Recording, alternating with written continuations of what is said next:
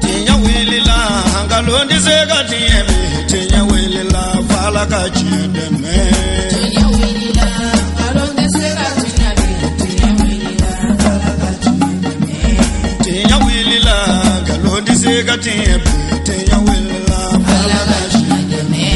tinya wilila namara shikolomba uyo tinya wilila fala kachideme tinya wilila saraka jugu bomuri tinya wilila fala kachideme nego tinya wilila dabali jugu kemuri tinya wilila fala kachideme بسم الله وبه نستعين والصلاة والسلام على سيدنا محمد وعلى آله ومن تبعهم بإحسان إلى يوم الدين وبعد السلام عليكم ورحمة الله تعالى وبركاته balmaw ambe je ka ala tanu ka ala barkada ambe sali dan fawla so herema kanoi ala kray ana so mo ani mawmade tuguru ko fokata jodun se ala kanin aw bela jelen fara o jamakulu sanu mainkan kabe avril kalo tle tani shege masamba fla ani tani kononto o min bena an karamogo alhaji bunanyen ala ka hinala an islami furu bela jelen ale ka tle wolon vlama hukumu konnana jamiatul ansardin bulu faraba min be no noy kay section ye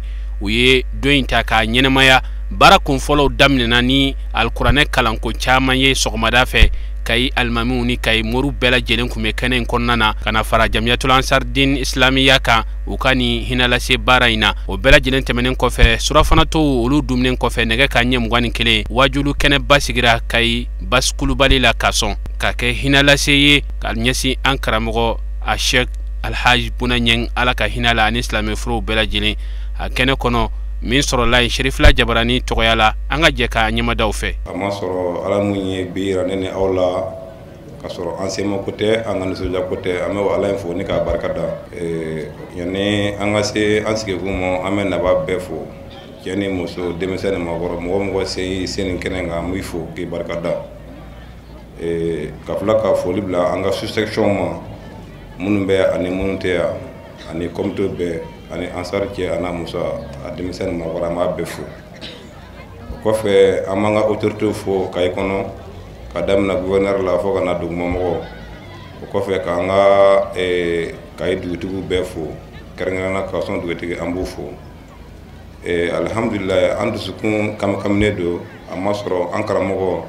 no ya alaji bunanyang ale muyi anko alaka hinena bi akila bisigi ni ode ale jora anye ka dinen deme ani anaga na fulo an karamo na sera mu irana ay sira ni dafa a kanga fonfenga ya beke fada wala ale ni ale si amajanya ay barake modo modo sangeme fla bore masego baranke wala ambado ataraka hamito ana ataraka negeto ana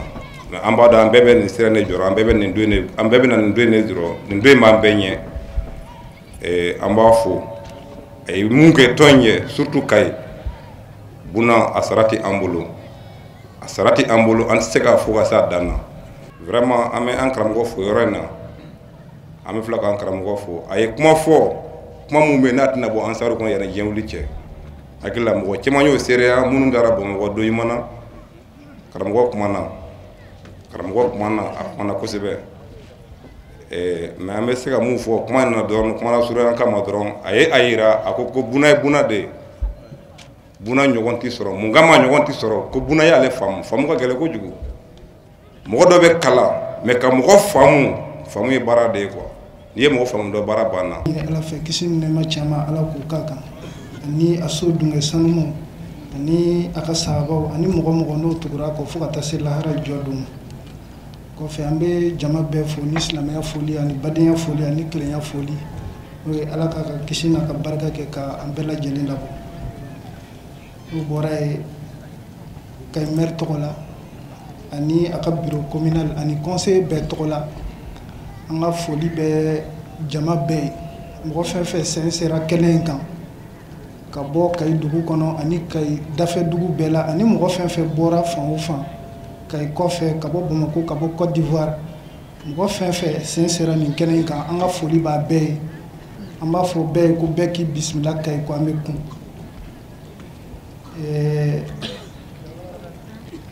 ni kene nunu ye kene gelemonde ɲɔgɔnna kɛnɛw caman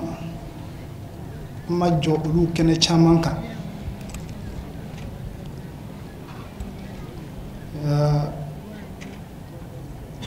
Buna n'o ye an jɛɲɔgɔn ye Ala ka diinɛ la, a ye kɛnɛ belebeleba to Kayi.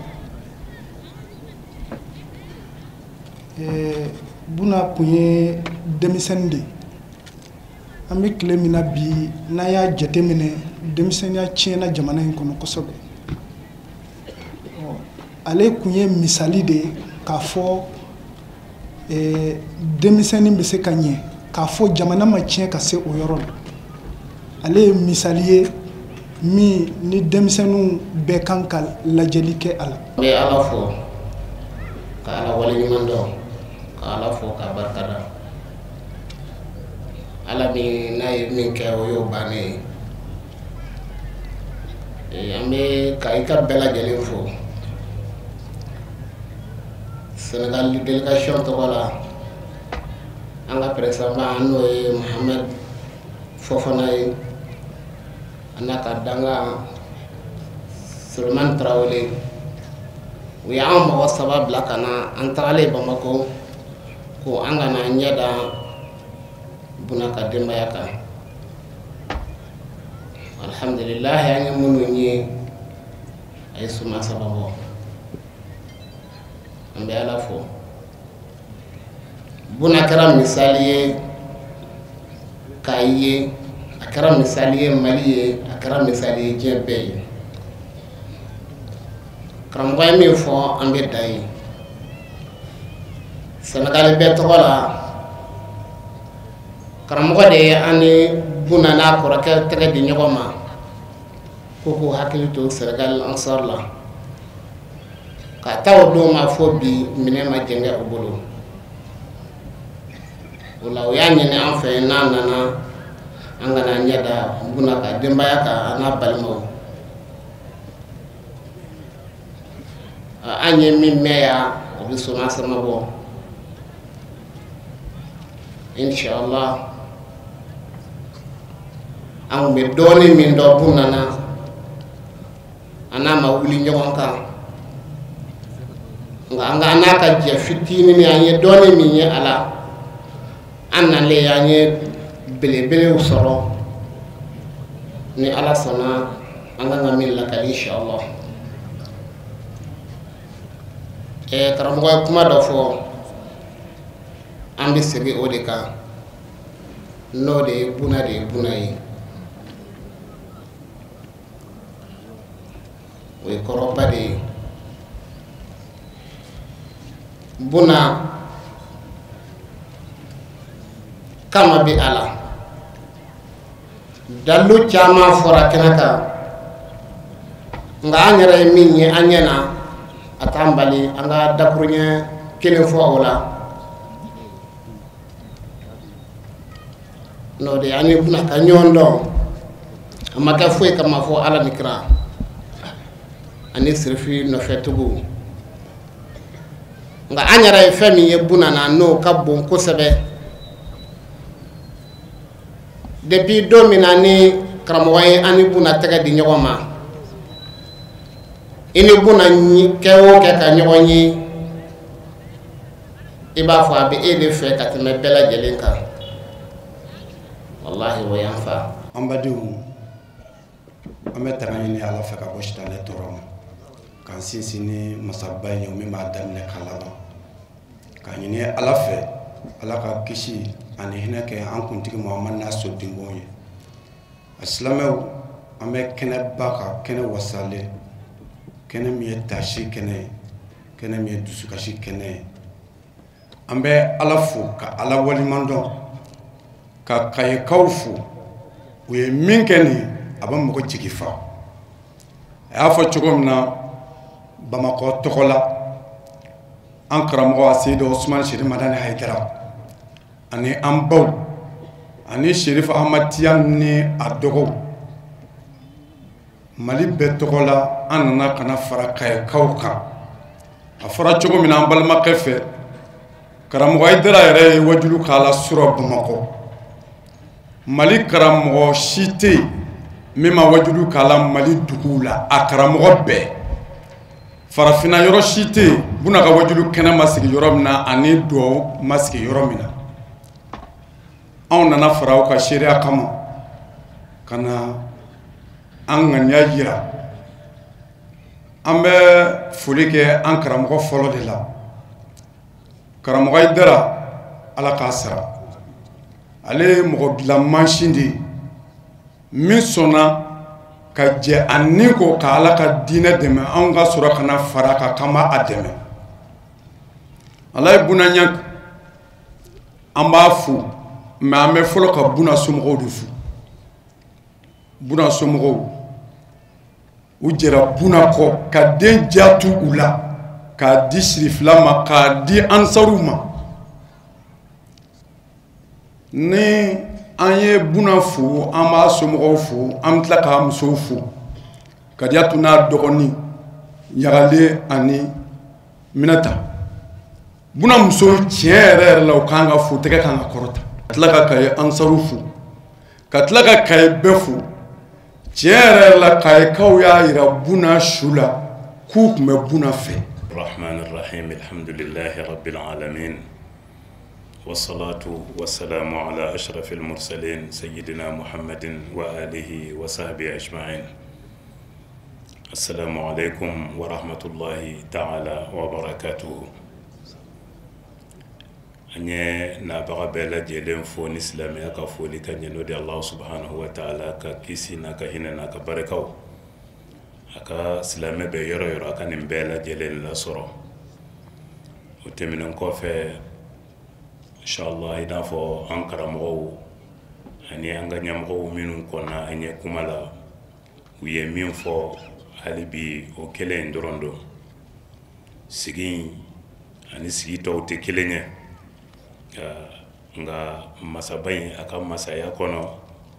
abe aba yira ka jona wati bela abe akala ala yaw yira ka jona yala sa jon yere bise katasi ala chugo minna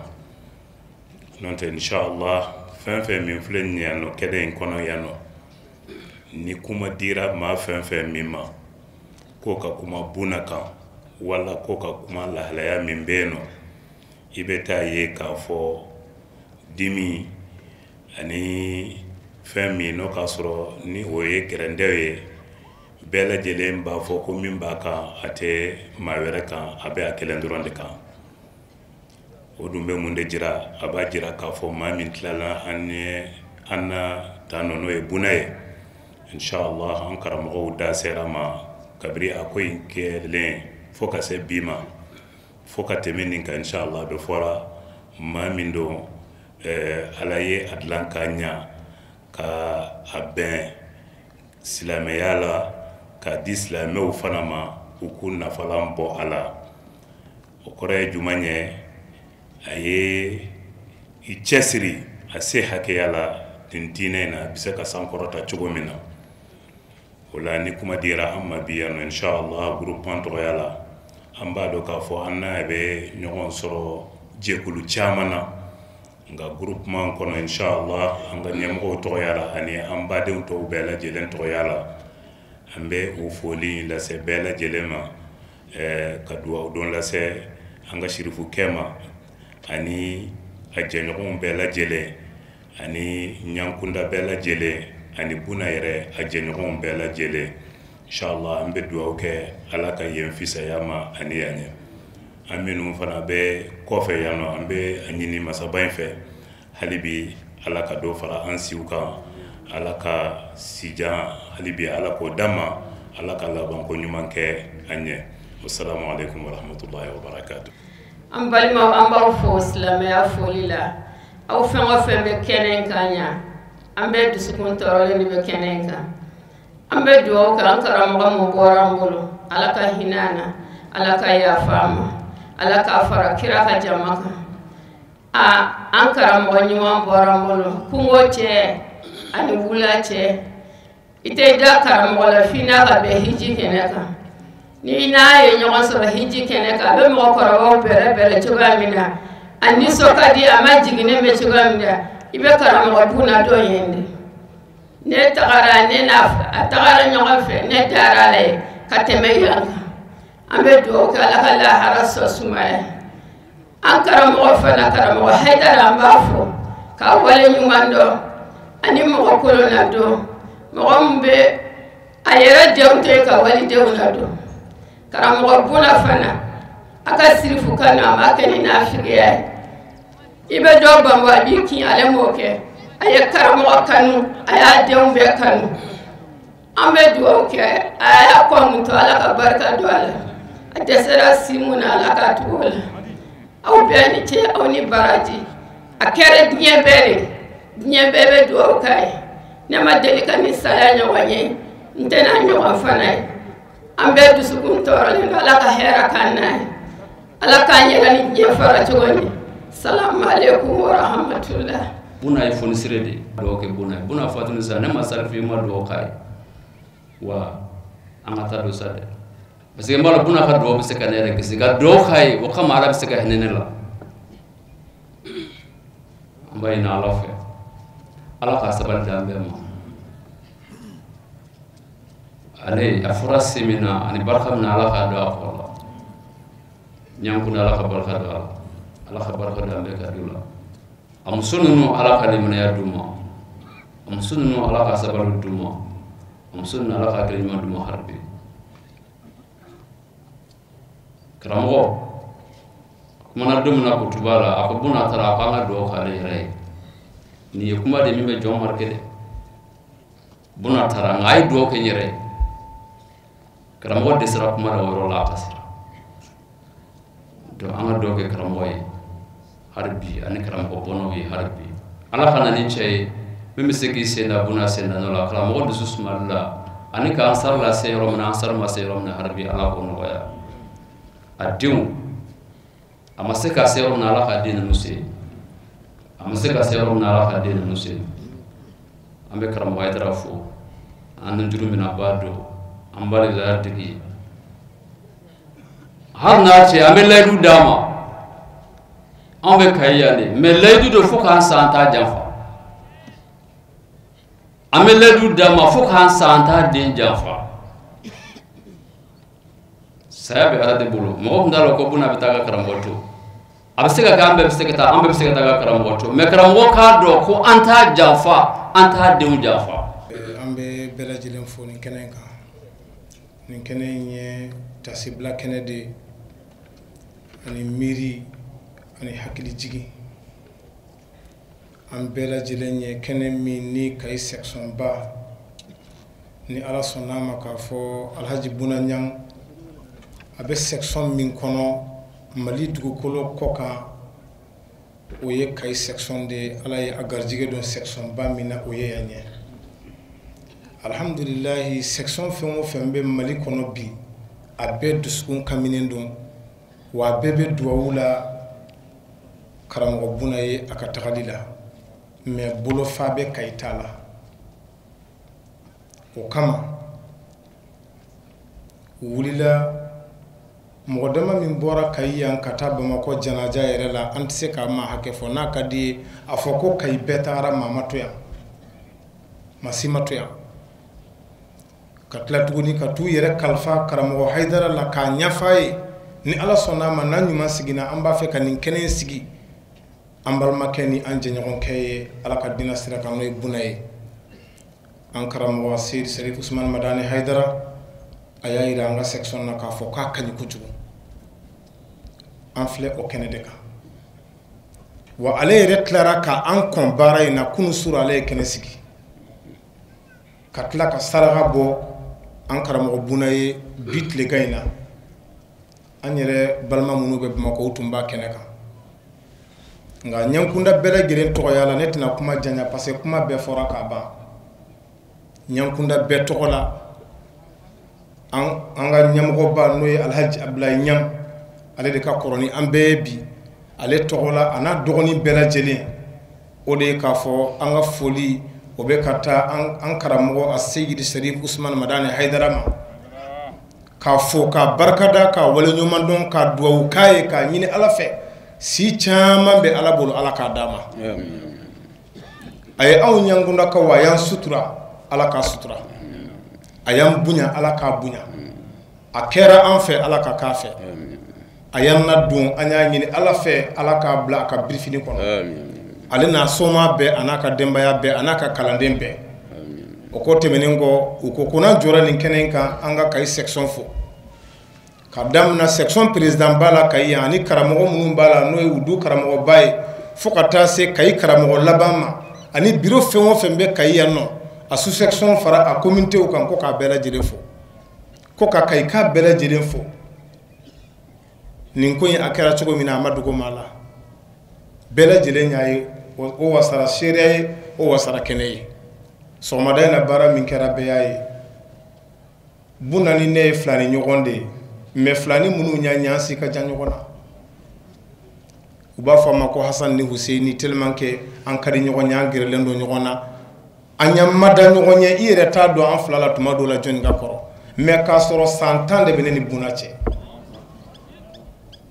san 10 kɔnɔntɔn kɛni o dafalen don Wulibali la parce que ne bangena 1971 ale bangena 1980 o ye san joli ne donna kalan na 79 o y'a sɔrɔ Buna ma bange n bɛ don kalan na waati min Bɔkari bɛ si min n ka kɔrɔ n'a ye kosɛbɛ wallahi siɲɛ 3 ne ka bana de ka ca ka tɛmɛ Buna kan siɲɛ 3 ne bɛ Buna wele k'a sigi a kɛ ala kama ni sara e de kan su ko i ka tourna ka ca hayi ni bɛ yɔrɔ o yɔrɔ déplacer i ka na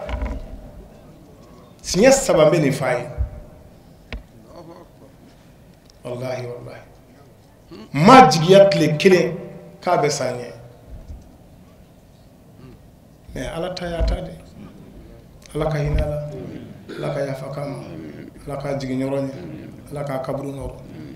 n bɛ kumakan kelen de fɔ an karamɔgɔ ye n'o ye a Seyidi Sharif Usman Madani Haidara a k'a dɔn ɲankundakaw ko anw bɛɛ y'a ka jɔn ye anw bɛɛ y'a ka maa ye anw bɛɛ y'a den ye anw bɛɛ lajɛlen labɛnnen don ka taa baara kɛ a ye Buna nɔ la an bɛɛ an ka denmisɛnnin fara an ka maakɔrɔba kan an bɛɛ wa n'an bɛɛ sara a nɔfɛ an labɛnnen don ka sa o de ye n ka kuma laban ye salamu alaikum wa rahmatulahi taala wa barakatuh o tɛmɛnen kɔfɛ an karamɔgɔ Alhaji Said Diallo ale de ye kɛnɛ in ɲɛnamaya a ye kɔrɔfɔkan caman fɔ kɛrɛnkɛrɛnya la an karamɔgɔ Ustaz Buna Ɲɛng ale ka wulikajɔw n'a ka fasamantiyaw la a kɛnɛ kɔnɔ min sɔrɔla an karamɔgɔ Alhaji Said Diallo fɛ an ka jɛ k'a ɲɛmadaw fɛ bitaqatul hawiyya a ko jɔnni yɛrɛ de ye an karamɔgɔ in ye fɔlɔ man huwa Alhaji Buna Ɲɛng bitaqatul hawiyya jɔnni do a ka adresse yɛrɛ complet min sera ka sɔrɔ a la sinon n'i k'i b'o sɛbɛn a kitabu ka ca kosɛbɛ sabu a ka ɲɛnamaya a kɛra cogo min kɔnɔdimi tɛ ɲɛdimi don a kɛra mɔgɔw de ɲɛnaya wa a kɛra kɛcogo la min wasara a ka adresse complet na al Ustaz Buna Ɲɛng a ko an karamɔgɔ Buna Ɲɛng naam tarjamatuhu a ɲɛfɔli wa juhuduhu a ka jija wa akhlaquhu a n'a jogo ɲuman min kun b'a la wa atharuhu ani a nɔ a ye nɔ min to inna man amila wa hasana amalan yanbaqi an turafa hayatahu ko i k'a dɔn mɔgɔ minnu ma na baara ɲuman kɛ k'u yɛrɛ di ka kun n'u yɛrɛ ye ka kɛ jogo ɲumanw ye ka kɛ ala dɔnnaw ye ka diinɛ pousser fɔ a dan ɲumangɛlaw wa ka kan olu ka ɲɛnamaya ka dɔn minnu ye ɲuman kɛ wa ka kan olu ka ɲɛnamaya ka sidɔn na wa tuzkara akhlaqahu k'u jogo fɔ mɔgɔw ye wa asaruhu tayyiba u nɔ ɲuman k'o yira mɔgɔw la k'o kan ka kɛ نعم لذا أذكر في هذه السطور القليلة قليلا من حياتي أستاذ Buna Ɲɛng أكو ده كما يا كواي hakili jigi ale bini hakili jigi sɛbɛnni fitini min ka dɔgɔ Ustaz Buna ka ɲɛnɛmaya kan. Allahu akbar. Ha? Naam. Rahimahullahu ta'ala. Ala ka hinɛ kɛ a kan. Amin. Naam. Awalan. A ko a fɔlɔ-fɔlɔ. Wiladatuhu. A bangini. Tiɲɛ. Naam. ولد هذا الرجل العظيم 17 أكتوبر. Ko nin cɛ ba in ni aladɔnna ba in ni funɛnkɛ jogotigi in ko a bangina ka bɛn le 17 octobre 1980 ka bɛn juma don ma ka bangi juma ka ala kunbɛn juma o ye kabako fɔlɔ ye i b'i hakili munumunu o kɔnɔ naam ثانيا a filanan مكان ولادته a bangina min هو بلدة كاهي ko a bangina dugula min bɛ wele Kahi بجانب نيورو Ɲɔrɔ kɛrɛfɛ إقليم كاي Kayi région na لكنه عاش في مدينة كاي منذ صغره ko nka a ka ɲɛnɛmaya lamɔ a ka balo k'o kɛra Kayi dugu kɔnɔ yan a ma bange yan nka a lamɔna yan a y'a ka ɲɛnɛmaya de kɛ yan na ثالثا a ko a sabanan والده a wolobagaw n'o ye a wolobagaw ye a bangebagaw na أبوه a fa هو دمنيان k'o de bɛ wele Demaɲang رحمه الله تعالى ala ka hinɛ kɛ a n'a kan Demaɲang nin ye kabako mɔgɔw dɔ ye min fana kan ka jate minɛ hakilitigi fɛ na أمه رحمة نيان abba k'o de ye an ka musokɔrɔba ye Ramata Ɲang المعروفة بندو min kun dɔnnen don ko Ndaw na توفيت في 26 شهر السادس عام 2018 ko ale ye ala ka wele jaabi ni ka bɛn 6e mois le 26 2018 na رحمه الله تعالى ala ka hinɛ kɛ a n'a kan na رابعا a ka poɲɛw a naaninan زوجاته Buna yɛrɛ a furuɲɔgɔnw na توفي الأستاذ بونانيان عن 3 زوجات ala ye an karamɔgɔ in wele k'a tunu ka bɔ an cɛla yan ka furumuso 3 to a kun na ولم يتزوج غيرهن wa a ma furu yɛrɛ kɛ n'o 3 in tɛ a ma furu kɛ n'o 3 in tɛ na وهن olu de filɛ nin ye الزوجة الأولى a ka sotigi fɔlɔ-fɔlɔ السيدة خديجة نيانغ o de ye Seyida Kadija Ɲang o de y'a ka sotigi fɔlɔ ye min ye a ka tɔɔrɔw ku ka hakili sigi ka jigi mafa na الزوجة الثانية a ka sotigi muso filanan السيدة نيغاليسو k'o ye Seyida Ɲagaleso o min fana y'a jigi fa ka hakili sigi k'a fɔ kuma anw t'i kuma suli na الزوجة الثالثة a ka sotigi muso sabanan السيدة آمنة جكتي o de ye Seyida Aminatu Jakite o y'a hakili sigi k'a jigi fa a ka se ka kuma n'i y'a ye diinɛ lasela kuma ma suli a musow de y'a darapotigi fɔlɔ ye na خامسا a poɲɛ 5nan أولاده a denw لقد رزق الله الأستاذ بونانيان بنين وبنات ala ye an karamɔgɔ in gɛrɛsɛgɛ dencɛw la k'a gɛrɛsɛgɛ denmusow la o kɔrɔ y'a biya na وهم olu de filɛ nin ye البنون a dencɛw عثمان نيانغ o de bɛ wele Usman Ɲang سماه باسم السيد الشريف عثمان مدن هيدر a y'o tɔgɔ da a yɛrɛ karamɔgɔ de la a Seyid Sherif Usman Madan Haidara na عبد الوهاب نيانغ a filanan o de ye Abdul Wahab Ɲang وهو سمي أستاذه في كاي الشيخ عبد الوهاب سال a y'o tɔgɔ da a yɛrɛ karamɔgɔ la a Sheikh Abdul Wahab Sal ala ka hinɛ kɛ a n'a kan a y'o tɔgɔ da o la n'o de ye Abdul Wahab Ɲang o tɔgɔ dara Abdul Wahab Sal de la na Sengu Nyanga. adin sabana chemauna ode sengu nyanga وهو سمي الطبيب المعروف بالديكو في كاي ayo togoda docteur la min donindo ko diko docteur diko kayya na وهو أحد أحبائه ko ya kanu baba dowi na علي نيانغ adin nani na chemauna ode ali nyanga na وهو سمي الإمام علي كرم الله وجهه ayo togoda asadullah al-ghalibila no sidna ali الله أكبر dinchen nani alayo no ya ankara moyi الله أكبر na بناته ademuso ufana nani na جوب نيانغ jep nyang oye demuso folay الله أكبر na وهي سمية تلكم المرأة العظيمة جيب جكتي ko ayo togoda muso bele bayna min bi wele jep jakti el kayewiya kayekado bebi jop doya سكتولا na إحدى الأنصاريات العظيمة رحمها الله ko oye ansaru muso bele badoy ala ka hine kaka na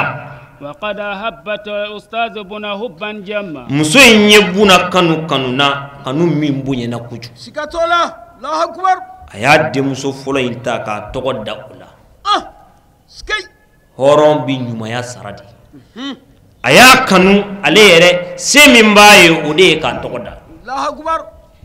ayo ke سكي na ابنته الثانية ademuso flana رحمة نيانغ سمية أمه ayo togoda ramata nyang نعم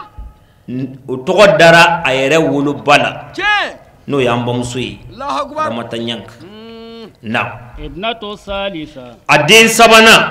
musumana نعم فاطمة نيانغ ode fatmatu nyang جي المعروفة بالزهراء min doni ni zahrawi وهي سمية والدة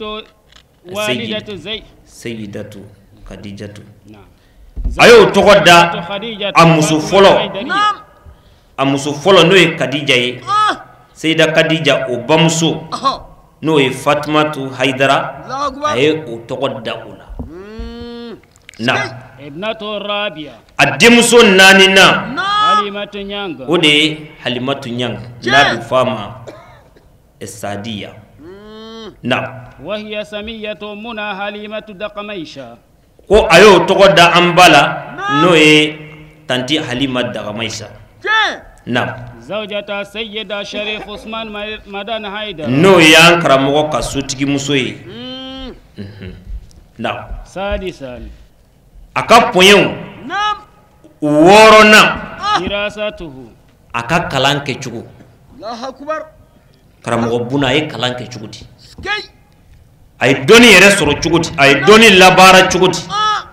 na كان الأستاذ بنا نيانغ يمارس التجارة في السوق مع إخوته ko an karamogo buna nyang نعم ka kwa ka doni nyini nye ki yere di abema ko jago kela kundo sugu kono ka fara balimo ka سكتولا na فترك التجارة aye jago de tuy وتفرق لطلب العلم ki yere langulonya ka bola ki nyeshi doni nyini ni ma ko abi feka ni dine wasa سكي ها ka sharif usman madan haidara kungorota الله أكبر ka ala wasa ka ala kira wasa جي utigeni doni tila سكتولا الله أكبر فأخذ العلم عن بعض الشيوخ في كاي o doni nyini na ko ay doni mine karamogo dowla kayya جي aha وقد كان سريع الفهم an karamogo yin ko mogo kundo aka famu ka tili na ye kuma medron qayata ها سكي aha حدثني عن ذلك شخص عثيق به wa o mafoti gui نعم mogo yo lakali anye andame minna عن بعض الشيوخ ko ale fana yo mede an ba'di shuyukihi ko karamogo do ko ale ma ko ibi kuma fo ay doron ko aya do ko de la ko asinanga wala wala ka doni so الله أكبر سكي na سابعا a point woro e wolumblana شيوخه jonu nya kala ay kalan ke jonu bulu ولا نيه na وهم أساتذة الذين أخذ عنهم العلوم من القرآن والحديث o ye karamogo de ay doni mine minuna نعم kuranɛ dɔni ani hadisa dɔni ma ti kɛ wajulukɛla ye f'i ka ninnu dɔn na ani fiqhu dɔni ani loka dɔni a ko o mɔgɔ ninnu na ko a bɛna o de d'i ma i n'a fɔ a bɛ ka na cogo min na dɔni an ka belebeleba an ka cɛkɔrɔba dɔnikɛlaba n'o bɛ wele Abdul Wahab Sall na رئيس مكتب المجلس الإسلامي الأعلى في كاي سابقا ko o kun ye Haut Conseil islamique ɲɛmaa kɔrɔ kun do Kayya كان فقيها o kun ye dɔnnibaba ye fiqhu dɔnbaba حافظا ko durusilikɛlaba kun do kunkolo min kun b'a kun ko Ala kun y'a kɛ dɔnni kunkolo ye كان ثابت رحمه الله تعالى kɛna sabitan ko maa sabatilen kun do dɔnni kɔnɔ poɲɛ dɔw bi fɔ i ma nka k'a fɔ mɔgɔ ma sabitan dɔnni kɔnɔ o b'a sɔrɔ o bɛ kɛnfɛnze de la ko o cɛ kun do na الشيخ آدم نيانغ a karamɔgɔ dɔ ye jɔn ye o ye Adama Ɲang وهو أخ له ko o y'a yɛrɛ balimakɛ ye a badenkɛ min ye dɔnni caman fɔɔnɔ k'a d'a ma المشهور ببابا min dɔnnen do ni baba ye حافظ i bɛ n'i jɔ baba yɛrɛ min na i b'i jɔ ale yɛrɛ la k'a ɲininkali kɛ a yɛrɛ la a n'a ka dɔnni na حافظ كبير ko fana ye durusilikɛlaba ye أخذ عنه العلم ko a ye dɔnni minɛ o la kɛsiran dɔnni min ka ca hafazahullahu Ala ka o fana kɔlɔsi na الشيخ Tornosi ko a ye dɔnni minɛ karamɔgɔ la karamɔgɔkɛ in an m'a tɔgɔ sɔrɔ nka a jamu kɔni ye si ye Tornosi fi Kaye Kasɔn a bɛ Kaye Kasɔn yan na وهو أستاذه الذي استفاد منه كثيرا ko fana ye karamɔgɔ ye a bolo a ye nafaba sɔrɔ karamɔgɔ min ka dɔnni na Tornosi na الشيخ سليمان السيسي Sulemani Sise n'o ye an karamɔgɔ Sulemani Sise na هو من أساتذته في كاينديسيديا ko fana y'a karamɔgɔ dɔ ye Kayindisidiya a ye dɔnni minɛ o fana na وهو عالم كبير ko fana ye dɔnnibaba ye hafazahullahu ko Ala k'o fana kɔlɔsi na الشيخ إيسا كان an karamɔgɔ Torno Isa Kan في كاي كاسو ko a ye dɔnni minɛ ale fana na dɔnnibaa sigilen filɛ a ka fauteuil kɔnɔ a y'anga mambo na هو من أساتذته في كاي o fana y'a karamɔgɔ dɔ ye Kayya وهو حافظ كبير ko fana ye durusilikɛlaba ye hafazahullahu Ala k'o fana kɔlɔsi na الشيخ داود جانور an karamɔgɔ Dawuda Jandur ko a ye dɔnni minɛ o fana na وهو من أساتذته في كاي ko o y'a karamɔgɔ dɔ ye Kayya وهو حافظ o كبير fana ye durusilikɛlaba ye faamutigiba hafazahullahu Alimamidu dɔnnikɛlaba do ka fara o kan a ye dɔnni minɛ o fana na وسيد شريف عثمان مدن هيدر ani kotigi yɛrɛ n'o de ye Sherif Usman Madani Haidara hafazahullahu Ala k'a fana kɔlɔsi na وهناك شيوخ آخرون غير هؤلاء dɔnnibaa wɛrɛw b'a bolo a ye dɔnni minɛ minnu na an ma minnu fɔ yan i bɛ kabako jumɛn ye yan a ye nin kalan in bɛɛ kɛ sanga kelen de kɔnɔ a ti komi k'a fɔ ko a ye nin ta kɛ o banna a taara nin ta kɛ o banna o t'a la dɛ a ye nin bɛɛ kɛ waati kelen tuma min a y'a ka bitigi datugu ka bɔ sugu la i bɛ mun ye yan i bɛ jogo fɔlɔ min ye yan i b'a dɔn ko cɛ décidera di Ala y'a tɛgɛ minɛ ko na e bɛ nin baara min na o t'i ka baara ye na i fa y'i bila min na nangi o baara i b'o de kɛ karamɔgɔ kelen ka kitabu kalo bolo karamɔgɔ joli k'o bɛɛ ka dɔnni ta tile kelen fɛn fɔlɔ min b'o kɔnɔ k'a yir'i la ko a tigi tɛ sunɔgɔ sufɛ wa a tigi tɛ salibatɔ ye o ye ɲɔgɔn sɔrɔ an karamɔgɔ in na o de la dɔw y'a daminɛ yan a ma kala a tɛ fɛn dɔn waati sera u y'u daminɛ tegu kalan tɛ fa tiɲɛ ni min y'a kɛ o b'a sɔrɔ nka kalan tajuru o de ye ala ɲɛ siranɲɛ ye an karamɔgɔ in y'o de sɔrɔ a siranna ala ɲɛ a y'i yɛrɛ di ala ma a sɔnna ala ye ka kɛ sirifuw ka jɔn ye maa se ka ku a la ni miirila ni kasira ni ɲɛji bɔra n'i sigi ka kasi ka kasi ka kasi ko buna ti ni miirila a nɔ na i b'i ɲɛji cɛ i b'i ɲɛji cɛ koyi dɔw ye nin baara in daminɛ a ma laban dɔw ni Hayidara y'a daminɛ u y'a janfa an k'ale dun bonya da ye bonya ye hɛrɛ da ye hɛrɛ ye ale ka nin sacogo in a man di jɔn nin de ye jɔn anw na yan nin sacogo in man di jɔn ye iza kana la budda min al maut fa min al aib an tabutu jaban ne a kɛra wulibali ye ko siga siga tɛ saya la Seydina Ali ko ten ko lebu don cɛ ka sayi jitɔlama i ma nɔ dilan i ma dilali kɛ i ma dɔn ni ɲumanya ye n'i sara i ye saya bonɛ i y'a tɔɲɔ i yɛrɛ tɔɲɔ an karamɔgɔ in a ye kalan kɛ cogo min na o ye nin na a poɲɛ seegina a ka cɛsiri yɛrɛ ni dɔnni ye mɔgɔ dɔ bɛ dɔnni kalan a nɔ t'i ye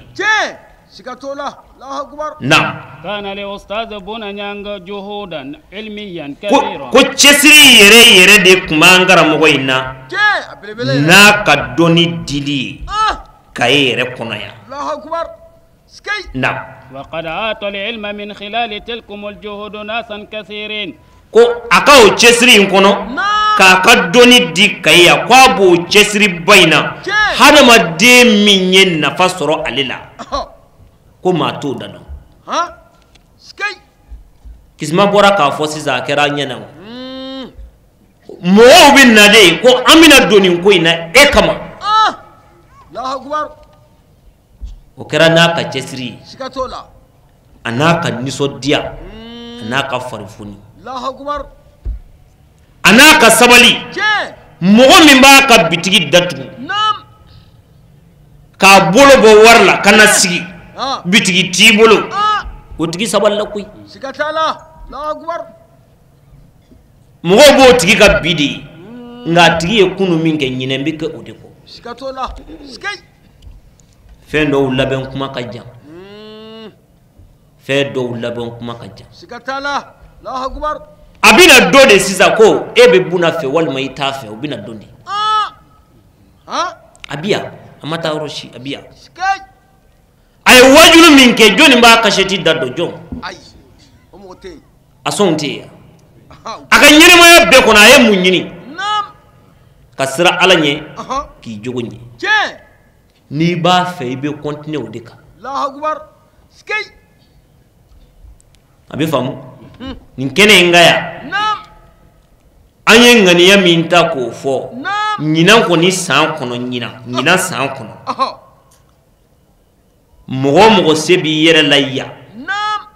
buna kanubaw la tɔndenw na hali min tɛ nin tɔn in na n'i ye dencɛ sɔrɔ an bɛ fɛ a tɔgɔ ka da la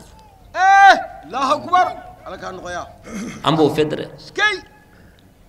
fo du kana ye yan kuma dɔw la a tɛ du min kɔnɔ a bɛ faamu wa a bɛ kɛ dɛ mɔgɔ kelen y'a ta yɛrɛ daminɛ ka ban an bɛna don wajulu kɔnɔ dɔ y'a ta fɔ n'an tilala an b'o fɔ o kɔrɔ ye ko a daminɛna inna kazalika najzi al-musinin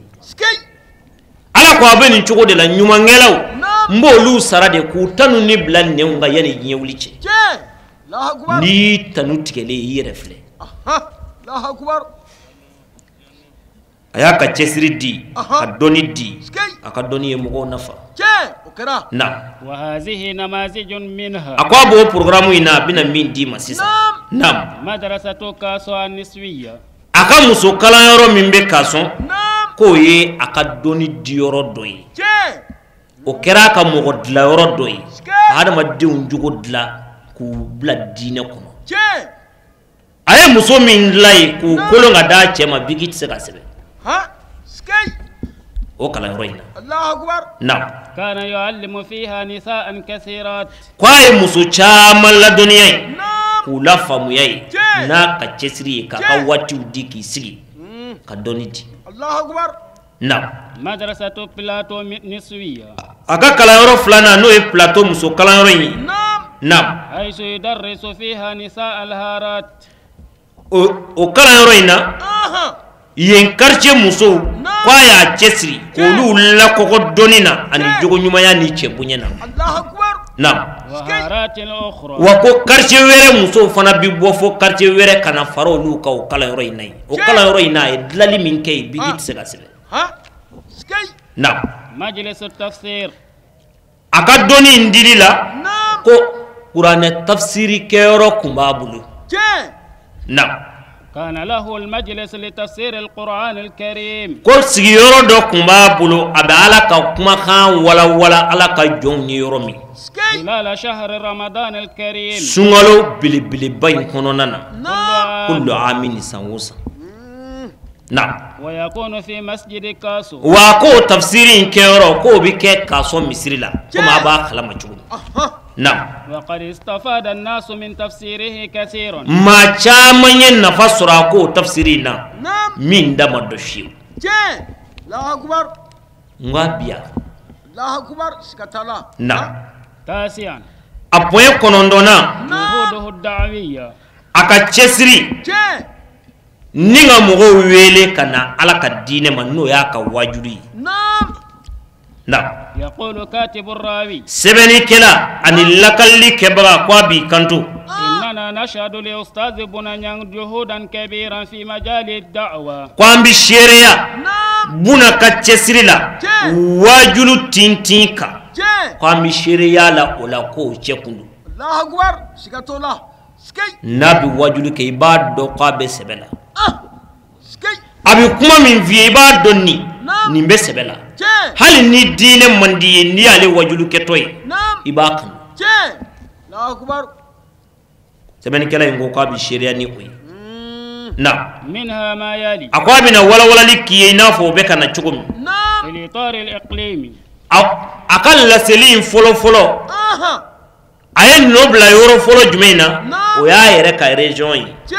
fi itari iklimi a ka région kɔnɔ a ye yen de dilan fɔlɔ na وهو جهوده الدعوية داخل إقليم كاي عموما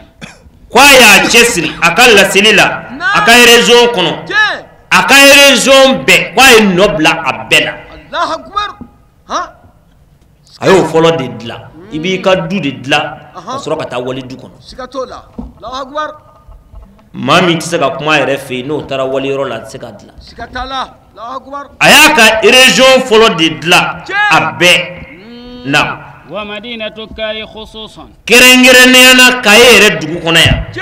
ko kɛrɛnkɛrɛnnen don a ka laseliw kɔnɔ a ye dilali min kɛ yan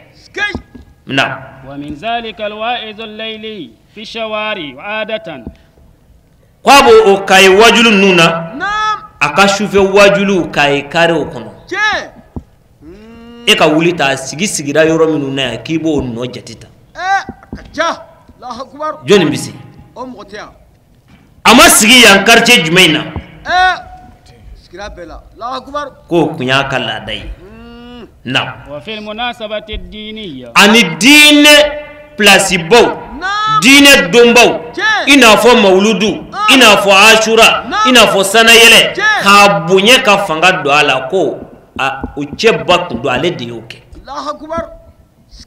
ale de y'o kɛ ka mawuludu valoriser ya ale ka sanayɛlɛ nege don mɔgɔw la ale kɛnɛba minnu kun bɛ yen a kɛnɛ ninnu ka kuma jɔnw fɛ u ka na k'a lamɛn u sɔnnen ka tila k'u yɛrɛ di ko o belebele don n'a bɛ faamu نعم وكذلك الوعظ في الإذاعات قابو تشغل فنا لا يلا رجل يباس ربيتها بالا دوسو كونتر سكتولا الله أكبر وبنا كايرسل بكا رجل بالا كوا كايرسل نعم والقناة الشريف لا كيرن أنا شريف لا تللا أي نوبلا يعني نيكا ولي وتيتو سكتلا الله أكبر أي وجل لما من كسا سياكا نعم نقوى ما لميو ها أمنا أي كما نون نجوكو لجبان ها كما وبلن جوكو لجكنا أبقى كما منو فوالا ولمي كنا سيابنا كتلي أي كما نون سويبان سكي إبلي من ياسو الله أكبر نعم وقد ترك أثرا كبيرا داخل مدينة كاي بسبب وعظه كواي نوتو كاي كاي دوغو كونو الله أكبر كا واجلون دانياني كاي دوغو كونو كواي نوتو يا نومي أنوي تيتونو يعني يوليشي ها سكتولا الله أكبر أتيتونو كوي أي glomina joli joli bi no nyena ale kama jeneya kela joli joli bora jeneya la kama akacha muso joli joli kuma che koli mina ale kama oyo bla Allahu akbar akacha skay akawajulu yedlalike نعم التحق بجمعية أنصار الدين سنة عام 1999 كو كأنصارو يرى كدو أنصارو لا إنا فوق اسمه الله كاليسا تشومي كنا فرا وكأنغا بارك كو كرا 99 الله أكبر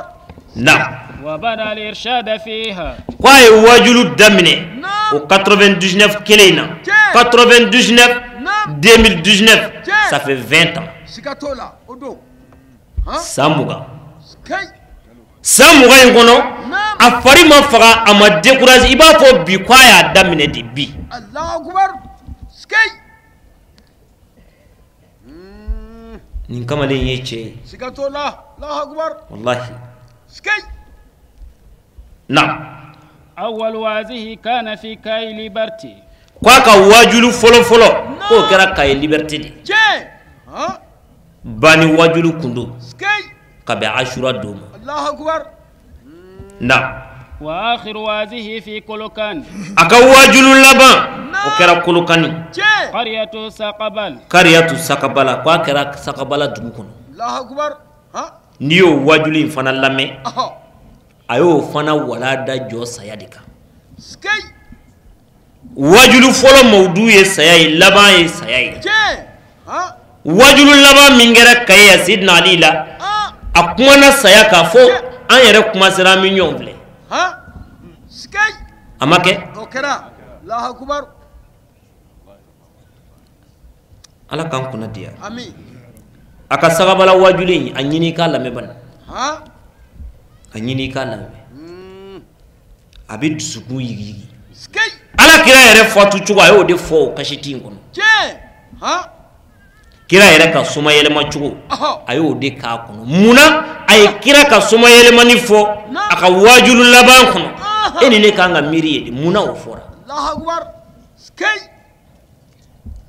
aka wajulu chamambe kira ka suma yele ma to kono akumana sayaka son chamana kira ka suma yele matu kono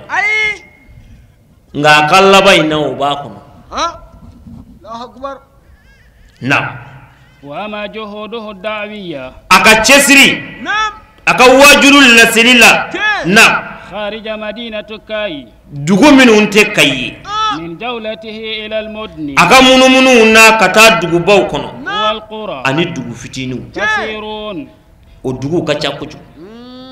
kasirun fahamu ad-din ko dugu baw ni dugu misenu kono ma chama de bi min ye dine famu akalla silikama Allahu akbar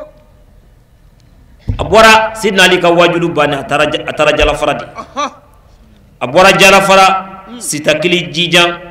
kenyaba tabakutu dabia abaya kela ibidodi fo skay ibidodi fo akalla siri ko ma chama dine fam sikatola na wa baya'u ala al-islam mo chama ne baya ke abulu islamaya baya wala la shuina nam ni ibiya ku idusukun blone be alela ibi e fana ba ke shuina o de kun kadai Allahu akbar ha aya kan nyene moya ke ko de defan baya laidu wora mafla fofshi Allahu akbar son laba nyini ndoro ka lame akuma na baya ka kono kuma chugo dola kabakudu Allahu akbar na fil itar watani aka jamana yere kuno Allahu akbar wa huwa juhuduhu da'wiyya dakhil mali aka jamana yere kuno ay chesiri minke mali yere dugu kono mali fabe na mali fabe ay nobla be Allahu akbar na kana lahu jawlatu da'wiyya ko munu kumbabulu mu'tada min yella dawi kasir min al-aqali min kungacha anga region kono aha mithlu segu ina fo segu ay nobla segu nyebi wula titunu na wa mobti ay nobla moti nyebi wuli o no titunu wa sigaso ay nobla sigaso nyebi wuli o no titunu wa kulukuru ay nobla kulukuru nyebi wuli o fana titunu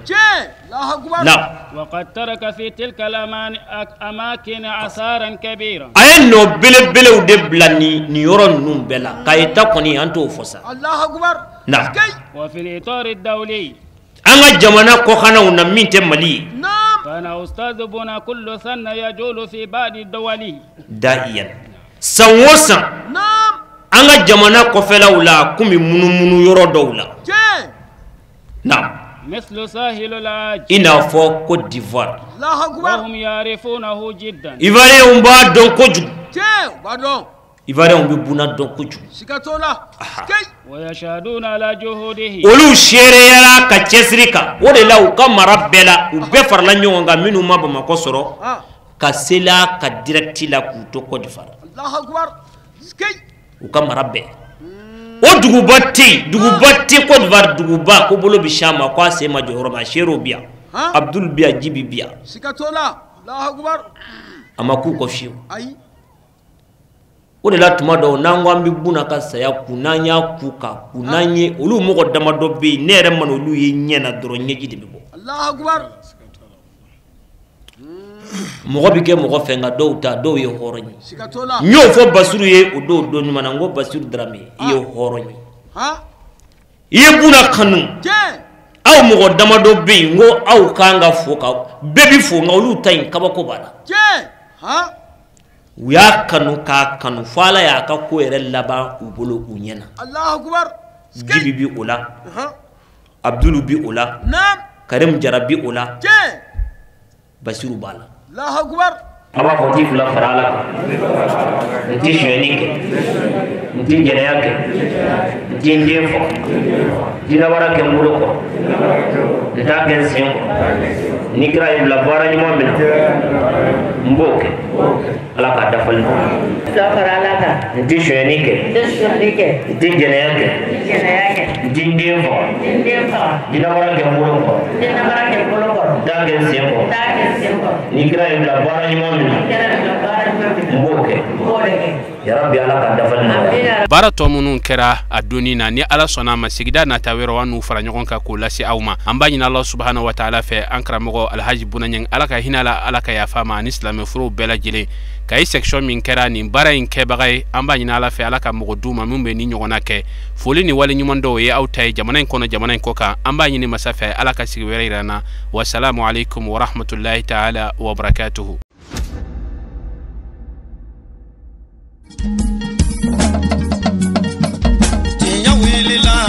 Londi sega tiemi tinya welila fala ka chideme tinya welila londi sega tinya welila fala ka chideme tinya welila londi sega tiemi